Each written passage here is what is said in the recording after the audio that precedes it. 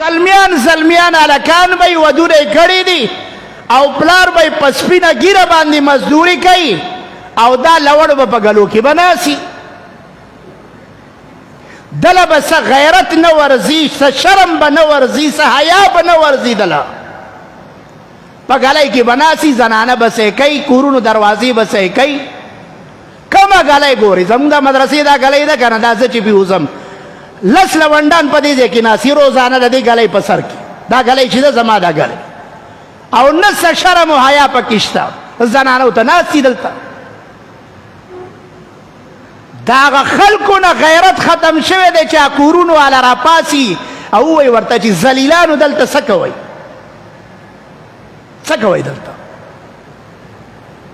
ټولې ګلۍ وګوره ناستي دغه شادي شوده دي وادونه یې کړي دي او د ګلو کې ناستي پردۍ ښځې څه کوي الکه ذلیله انسانه ته ځې ولنه ځان له کار ولنه کوې په سپینه ګیره ستا پلار لګیا دی محنت مزدوري کوي یا به ګاډی چلوي یا به پیټ اوچتوي او دا نور هیڅ نه دی دا چوکیداري خو دې وتې نه دی په سپینه ګیره به هغه ناستي 24 ګنټې به چوکیداري کوي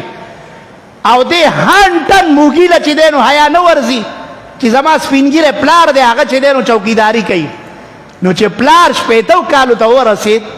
او 1 کالو ته ورسېد او 80 کالو ته ورسېد او په دې بچي کې غیرت رانغی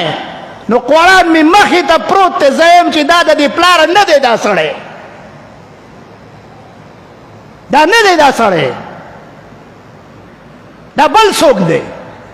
چې یو انسان د خپل پلار نه حیا نه کوي او په خپل پلار نه خفه کېږي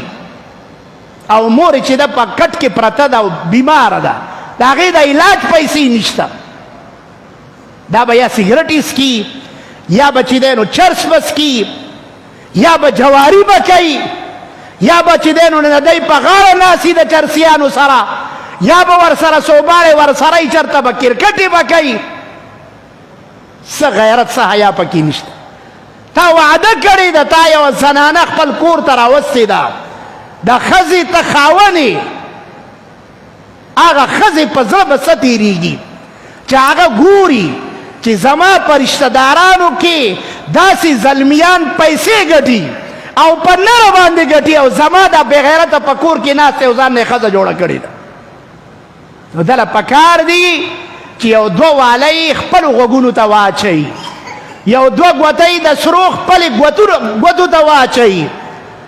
او یو امیل د سپینو زرو د سرو وس نه کېږي خپلې غاړې ته واچوي او سرخي پوډر راوالي په دې خپلو شونډو یې ولګوي او دا پوزه سوری کې او په دې کې هم چې دی نو ولګوي